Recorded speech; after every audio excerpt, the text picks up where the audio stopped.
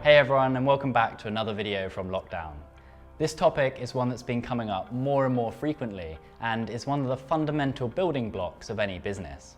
Unfortunately, it's also often overlooked, and business owners can incredibly go years without ever giving a good answer.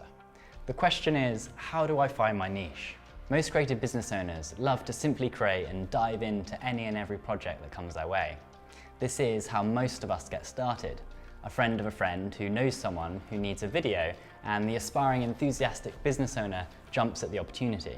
As time goes on, those referrals either dry up, or the business owner wants to expand their remit, charge higher rates, or grow their business through acquiring new clients.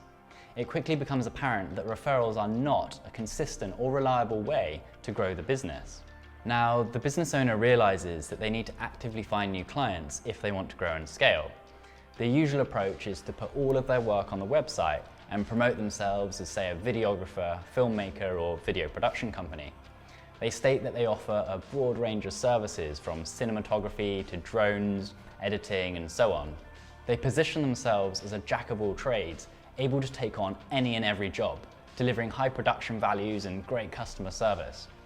This, after all, is exactly how they got started, taking on any and every job that came their way. It's important to note that this is an important turning point for any creative business, and what has worked in the past will not be what works in the future. So how does this relate to finding your niche and growing your business?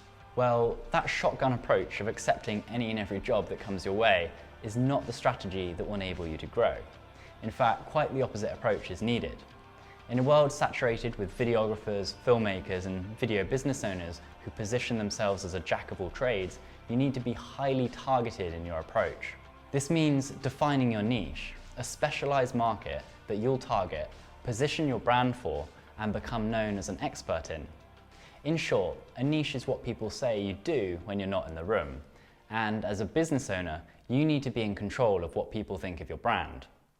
Now, before I go any further, you might be thinking, well, I know my niche. I create brand stories, promotional videos, corporate films, explainer videos, or drone films. In fact, none of these are adequate, and the number one mistake I see people make is not defining their niche well enough. One of the most common niches that I see along the lines of is brand story films, or we tell the story of your brand. Not only are there thousands of other business owners saying exactly the same thing, but it doesn't give you any idea of who your target market is. Almost every business owner has a story to tell, so you may as well just be saying, we create videos. The type of niche we're talking about here, the one that we need, is not a type of production or a skill, rather it's a specific type of customer. Here's an easy exercise to work out if you've actually got a niche and if it's specific enough.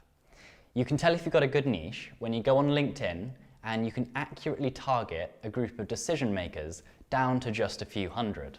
Now, I've got a lot of videos in the course on how to use LinkedIn effectively to target and message your ideal prospects, so I won't go into that here. What I think would be most useful right now is to give you 3 criteria for finding your niche. You can apply these whether you're just starting out or even if you've been in business for years and want to improve your targeting. It's going to take some thought, possibly some research, and it's worth writing the answers down. So I'll provide a workbook with this video to help you do this. First and foremost, you need to answer the question, what work do I enjoy most?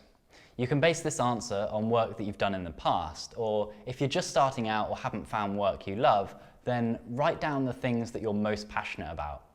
These could be hobbies, but also think about the products and services that really stand out in your life. Something exceptional that you tell your friends about and that you really love. What are you a true fan and advocate of? For me, I love travel, but that in itself isn't very specific. So if I dig deeper, I can say that I love traveling to unusual and less explored places. Now I'm getting somewhere. So I can go even further and say that I love traveling to unusual and less explored places to find eye-opening and captivating human stories. As you can see, this seemingly obvious question can give you enough good grounds for a niche, but we won't stop there. Once you've done this, next I'd like you to write down your 5 to 10 ideal clients. If you followed my previous videos, you may have done this already, but to summarize, these are the businesses that you're most enthusiastic about. the ones that you'd be excited to talk to and to work with, and they should align with your answers to the previous question. You might not know these immediately and it may take some research, but I guarantee having a list of your ideal clients in front of you is like attaching a precision targeting system to a rocket. Your business is going to stop zigzagging and start going in a direction of your choosing. Every decision that you make on a day-to-day basis will become easier. If you do just one thing today, make that list of ideal clients and stick it to a wall or your desktop where you'll always see it. Next up, ask yourself, does any of your existing portfolio work that you're proud of align with the work that you enjoy most, or lend itself to landing one of your ideal clients? So that is to say, have you already done work that you're passionate about? And if so, is it work that you'd be proud to show your ideal clients? If yes, that's great, and you'll get a head start. But if not, don't worry, and I suggest you watch my video on passion projects and building your portfolio. Passion projects and free-to-fee work isn't just for new businesses. It's a valuable tool that enables even well-established businesses to branch into new areas and industries. I can name a handful of projects that I've done for free over the years that have led to tens of thousands of pounds in new business. One such example is a day of work I did for free for a global real estate provider, which led to landing them as a client who ultimately tripled my revenue into the 6 figures. Another day I did for free for a local artist led to countless shoots working with Discovery Channel and news outlets all over the world. So, point being, free-to-free projects can be hugely profitable as long as you align them with the other criteria I've set out in this video and other videos in the course. Last but not least, and this is a bonus question that has the potential to give you a huge head start, what does your environment or network lend itself to? You want to make the most of any advantages you have. So if you're in Silicon Valley and you know startups, then give yourself that advantage. If you're in an industrial area, connecting with startups might be a lot of extra work, and you may have connections with manufacturing companies to get your head start. I call this a bonus question because your environment may not align with your passions and ideal clients. What interests you should always come first. However, if you dig deep enough, you can almost certainly find some connections that will give you an advantage.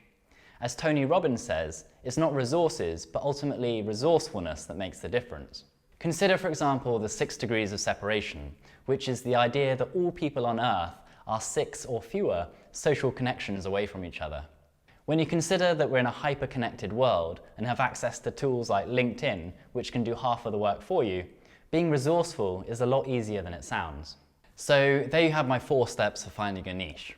As you can see, it's less of a scientific formula and more like a creative brainstorm. The 4 steps are most valuable when combined, so write down your answers to each and then cross-reference them to find commonalities. The result should give you a clearly defined niche which you can put to the test using LinkedIn and the advanced search features, which I go into much more detail on in the other videos. If you want to see a great example of a production company that masterfully ticks all the boxes outlined above, check out Sandwich Video. This California-based company started off in a highly specific niche, creating fun, talking-to-camera style explainer videos for tech startup companies. The owner would give simple but quirky anecdotes and explanations. Being such a highly defined niche, they got a name for themselves in the tech startup world as the go-to production company for apps. Just a few years later, they are creating videos for all sorts of businesses, not just apps and not just online. They're now working with some of the world's biggest brands to create primetime TV commercials. If you look at any successful company, you'll usually find that they've applied a similar formula. This leads me on to my next point, which is that the niche you start in doesn't have to be what you do forever. Many business owners fear the idea of going too niche because of FOMO, the fear of missing out on other work. There's no point spreading yourself too thin, or you just won't get anywhere. I suggest to students that they spend a minimum of 6 months focusing full-time on one niche of their choosing. After the 6 months, they can diversify or change their niche, but it will have given them a good enough foothold to be able to make strong progress and fund themselves financially. After the 6 months, they're amazed at how much progress they've made, and it's often tantamount to what most businesses who are spreading themselves thin achieve within 6 years. Give yourself a good, strong business foundation that takes care of the finances and gives you a good foothold, and then expand into other areas. Finally today, to lay rest to another concern people have, don't worry about going too niche or too obscure. The internet is an amazing tool for connecting with anyone and everyone across the globe, which means that if there are other people out there who share your vision or interest, then you'll be able to find them. In fact, if you think you found something too niche, then I'd love to hear about it in the comments below. Tell me about your experiences. Have you positioned your niche well, or are you still too broad? Have you been working from referrals, or are you being selective about who you work with? Let's share and support one another in the comments below. And as always, I hope you enjoyed this video and found it useful, and I look forward to seeing you in the next one.